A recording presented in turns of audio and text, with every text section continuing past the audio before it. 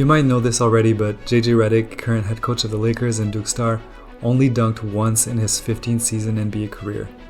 While he was never an athlete and has often mentioned having a wingspan shorter than his height, JJ still managed to make an impact thanks to his basketball IQ and record-setting shooting, averaging 42% behind the arc for his career. That's cool and all, but I really want to see what his career would have been if he took a magic pill and became athletic. Starting at 30 years old, I bumped his vertical, speed, quickness, and driving dunk to 85. I also increased his wingspan and his shoulder width a bit, and added a bit of weight and muscle definition to reflect that. Plus, I had to change his tendencies because otherwise he just would not attempt to dunk. Like and subscribe if you enjoy gameplay-intensive career sims. Let's go. Other than the slight changes I made, this is still JJ Redick, who's mainly a pure shooter, but his handles and slashing abilities should catch up with his athleticism soon. This is Lob City after all, and JJ takes part in the action, throwing down alley-oops from the NBA's best passer at the time. We finished 4th in the West, with JJ already averaging a career-high 17 points a game. This is probably CP3 and Blake's prime, and we showed dominance in round 1 to get rid of the Rockets in 5 games. We managed to take it to 7 games against the number 1 Thunder, but can't move on. Out of nowhere, JJ wakes up to a phone call from the GM telling him to pack his bags just before starting the 2015 season. He's headed to Boston, traded for Avery Bradley, a draft pick, and a promising rookie. Seems like the Clippers think Bradley's defense is what they need to make it further into the playoffs. Meanwhile, Redick, now at 84 overall, will be the main scoring option on a pretty weak Celtics squad. At this point, they're pretty much in the middle of their decade-long rebuild between Paul Pierce and Jason Tatum. JJ's newfound athleticism though is just enough to help him get his shot off over most defenders at this point, and he ends the season with 16, 3, and 4, but we don't even come close to making the playoffs. Year 2016-2017, at 32 years old and 84 overall, on the last year of his contract, this might be as good as he gets. He hits a career high in scoring with 18 points a night, accompanied by 2 rebounds and almost 4 assists. He doesn't make the All-Star game or anything, but he's known around the league as a solid first scoring option and a highlight machine.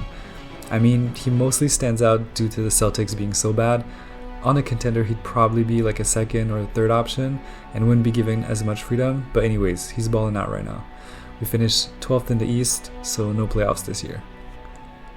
It's the 2017-2018 season, and JJ is still improving at 33 years old.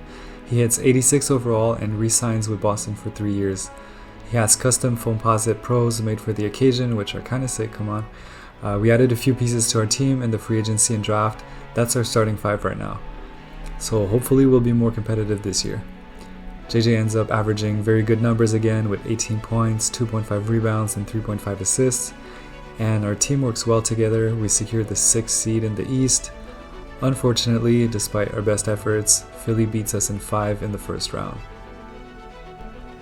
Season 2018-2019, I'm surprised at how durable this dude is, still at 86 overall at 34 years old.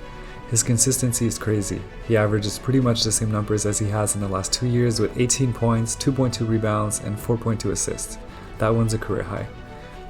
The entire team has improved. We have 9 guys with 79 overall or more, and we finished 3rd in the East and would take on Cleveland in round 1.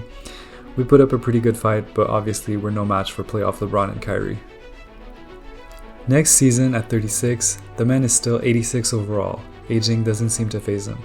At this point, winning a chip before he's too old is a big thing, but his team is consistently making the playoffs and he still has a few years of good basketball left by the looks of things.